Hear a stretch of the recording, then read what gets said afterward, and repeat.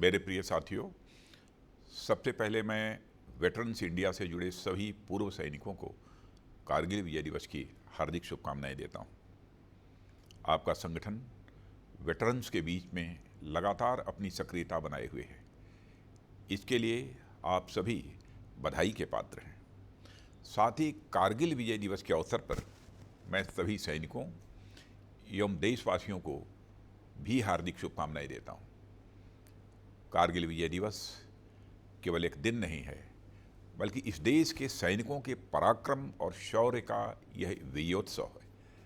साथियों, हमारे देश में अनेक पर्व ऐसे आते हैं जो इस देश के वीर सपूतों के शौर्य और पराक्रम की याद दिलाते हैं। वैसे तो हमारा देश इन वीरों के प्रति कृतज्ञता को कभी नहीं भूल सकता, फिर भी ये दिवस उन वीरों के सम्मान में हर बार एक नई ज्योति जला जाते हैं। कारगिल विजय दिवस भी उन्हीं महान पर्वों में से एक है। मैं आज के दिन मातृभूमि पर अपना सर्वस्व न्यौछावर कर देने वाले उन महान सेनानियों का स्मरण करता हूं और उन्हें शीश झुकाकर अपनी श्रद्धांजलि भी अर्पित करता हूं। साथ ही उन शहीदों की माताओं और उनके समस्त परिजनों को भी मैं शीश झुकाकर नमन करता हूं। मैं उन बहादुर सैनिकों के प्रति भी अपनी कृतज्ञता प्रकट करता हूं जो युद्ध में घायल हो गए और किसी प्रकार की शारीरिक अक्षमता से घिर गए। पर हमारा सौभाग्य है कि वे आज भी हमारे बीच हैं और सेना सहित समाज को भी प्रेरित कर रहे हैं। साथियों, 21 वर्ष पहले कारगिल की बर्फीली चोटियों पर हुई हमारी विजय को आज पूरा देश एक साथ याद कर रहा है। उन वीरों की याद और उनके सम्मान में जगह जगह पर कारगिल विजय दिवस मनाया जा रहा है। अनेक कार्यक्रम आयोजित किए जा रहे हैं। यह सभी कार्यक्रम विपरीत परिस्थितियों में हमारी सेनाओं द्वारा युद्ध जीतने की खुशी की याद में तो हैं ही, साथ ही यह भारत देश की जनता के लिए एक महान प्रेरणा के स्रोत भी हैं। साथियों, यह विजय दिवस किसी भूभाग विशेष को जीत लेने या उसे बचाए रखने भर की याद तक सीमित नहीं है।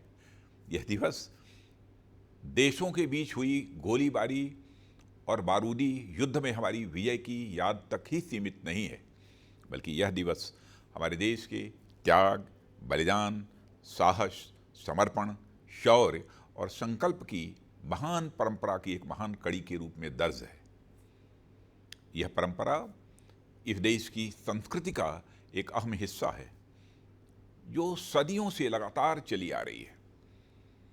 साथियों, युद्ध के समय मैदान में भले ही कुछ 1000 सैनिक हों, पर वास्तव में पूरा देश वह युद्ध लड़ रहा होता है।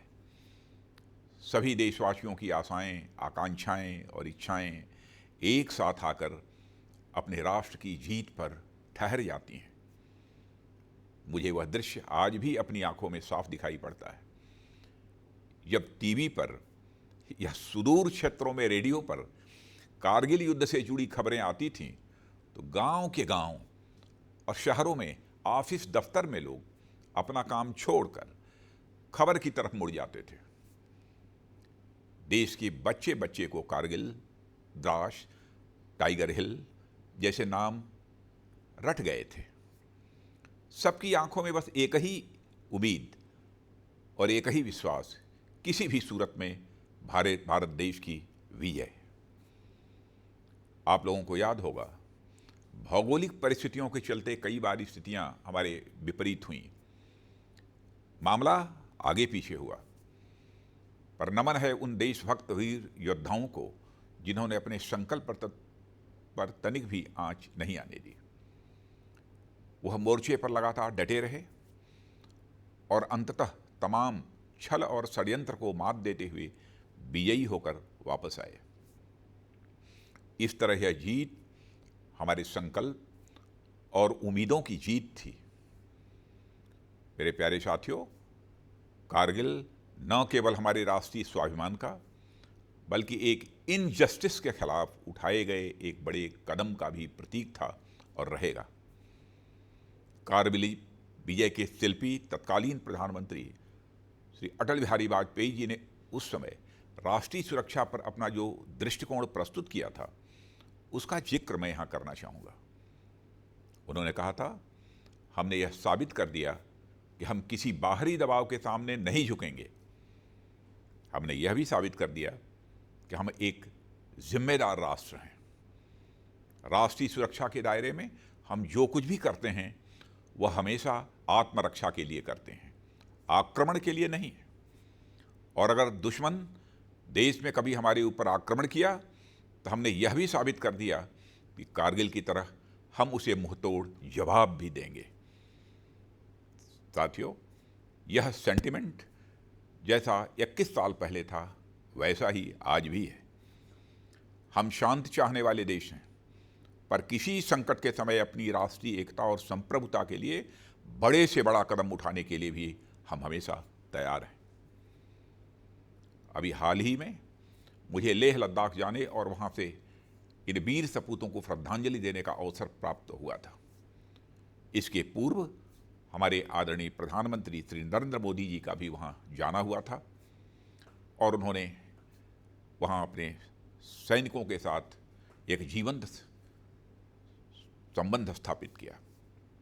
मैंने अनुभव किया कि कितनी कठिन और विपरीत परिस्थितियों में भी हमारी जांबाज बहादुरों ने अपना संयम और धैर्य बनाए रखकर दुश्मनों को मुंहतोड़ जवाब दिया था।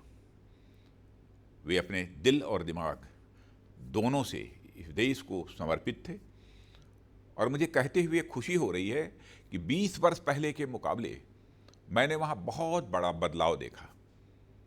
वह चाहे इक्विपमेंट प्रोफाइल हो, हाल ही में डिप्लॉयड गन्स हों या फिर एरियल एसेट्स हों, जो न केवल ट्रूप्स की बल्कि टैंक्स और बीएमपीज की भी स्पीडी मोबिलाइजेशन में सक्षम है। मित्रों, यह दिवस हमें याद दिलाता है कि एक सैनिक हमेशा एक सैनिक होता है। वह न किसी जात का होता है, न किसी मजहब का, न किसी वर्ग का होता है, न किसी वर्ण का। उसका एकमात्र धर्म होता है कर्तव्य निष्ठा। सैनिक का एकमात्र धर्म होता है अपने राष्ट्र के प्रति कर्तव्य और सेवा भाव।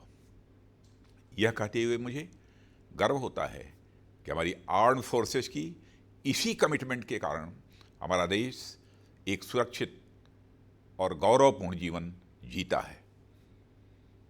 साथियों, आज हम देशवासियों को अपने सैनिकों की इसी निष्ठा और कर्तव्य भाव का अनुकरण करने की जरूरत है। हम सबको अपने देश का एक ईमानदार सैनिक बनने की जरूरत है। देश की सीमा पर रहकर देश की सेवा करना एक सैनिक का धर्म तो है ही, साथ ही देश के अंदर रहकर भी देश के प्रति अपने कर्तव्यों का ईमानदारी से निर्वाह करना भी एक सैनिक धर्म ही है।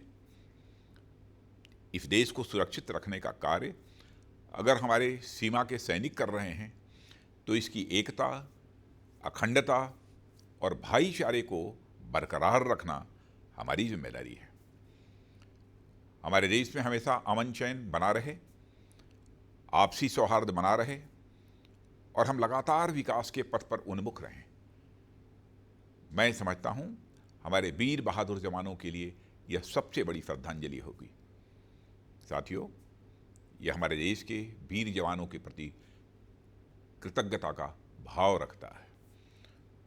मातृभूमि की सेवा में इन वीर सपूतों का बलिदान यद्यपि बेजोड़ है और इसकी कोई कीमत नहीं चुकाई जा सकती है, लेकिन हम विश्वास दिलाते हैं कि यह सरकार सदैव इन वीर जवानों के परिजनों के साथ खड़ी है।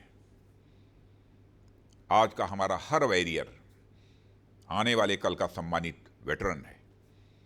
अपने वेटरन्स की कुशलक्षेम और उनकी संतुष्टि सुनिश्चित करना यह हमारा परम कर्तव्य है और यह सरकार अपने कर्तव्य को अच्छी तरह समझती है। देश की सेवा का अवसर मिलने के साथ ही वन रैंक वन पेंशन जैसी पहल पर कार्य करना इसका एक उदाहरण है।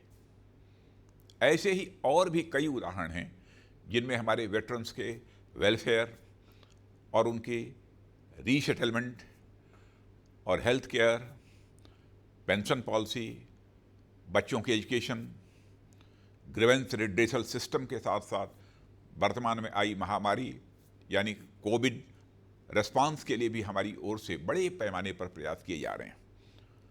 सभी हेल्थ केयर ऑर्गेनाइजेशंस के रीजनल सेंटर्स को यह एडवाइजरी जारी की गई है कि किसी भी वेटरन कोविड-19 पेशेंट का इलाज ECHS नॉर्म्स के तहत ही किया जाएगा।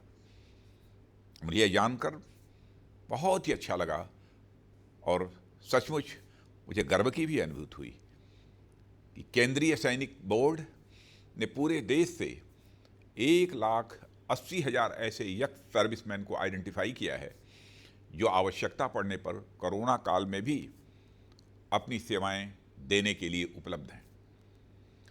आपदा के इन दिनों में हमारे इन पूर्व सैनिकों ने देश के विभिन्न हिस्सों में होम क्वारंटाइन की व्यवस्था करने, लोगों से फिजिकल डिस्टेंसिंग का अनुपालन करवाने और इंटर स्टेट माइग्रेंट वर्कर्स की मूवमेंट कंट्रोल करने में अपना सहयोग दिया है।